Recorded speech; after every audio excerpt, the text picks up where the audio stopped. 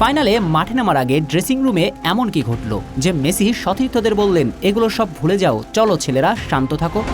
অথচ বাস থেকে নেমে পুরো দল ছিল উৎফুল্ল, কিন্তু ড্রেসিং রুমে ঢোকার পরেই একপাশে দাঁড়িয়ে কান্না করছিলেন লিসান্দ্রো মার্টিনেজ ও ক্রিস্টিয়ান রোমেরো, যাদের দুজনই ইনজুরিতে মাঠ থেকে বের হয়ে আসলো। স্পেন একচটিয়া ফুটবল খেলল। ম্যাচ শেষে ডোনাল্ড ট্রাম্পের সঙ্গে হাত মিলাননি ক্রিস্টিয়ান রোমেরো। অপরদিকে আর্জেন্টিনার প্রেসিডেন্ট হ্যাভিয়ের মিলের সঙ্গে ডোনাল্ড ট্রাম্পের ঘনিষ্ঠতার গল্প কারই বা অজানা। সেই মিলের আমন্ত্রণকে মেসি, মার্টিনেজ, রদ্রিগো ডি পলরা প্রত্যাখ্যান করল। স্পেনে থাকা লিওনেল স্কালোনির পরিবার সম্পূর্ণ নিরাপদ ছিল তো? স্কালোনি তো এমনটাও বললেন, ফাইনালের আগে এমন সব সমস্যার সম্মুখীন হয়েছে যার জন্য তিনি হতাশ।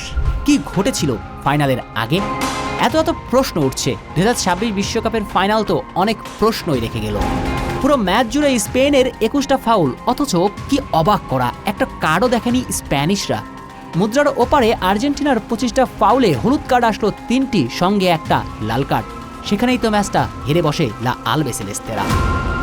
ম্যাচের 50% সিদ্ধান্ত সবই থাকলো আর্জেন্টিনার বিপক্ষে।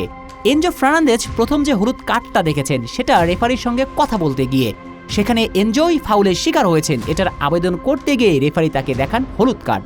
অথচ কুকুরেলা মুখে হাত দিয়ে কথা বলার জন্য স্পষ্ট লাল কার্ডের দাবিদার। মেসি আবেদন করলেন, কিন্তু ভিআর চেক দিলেন না রেফারি। সব মিলিয়ে অনেক প্রশ্নের উত্তর মিলে না।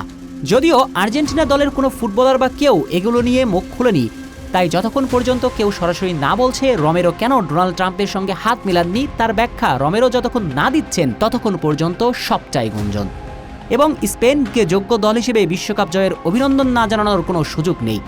তবুও কিছু প্রশ্নের উত্তর আর্জেন্টিনা ভক্তরা খুঁজে বেরিয়ে চলবে অনেক দিন।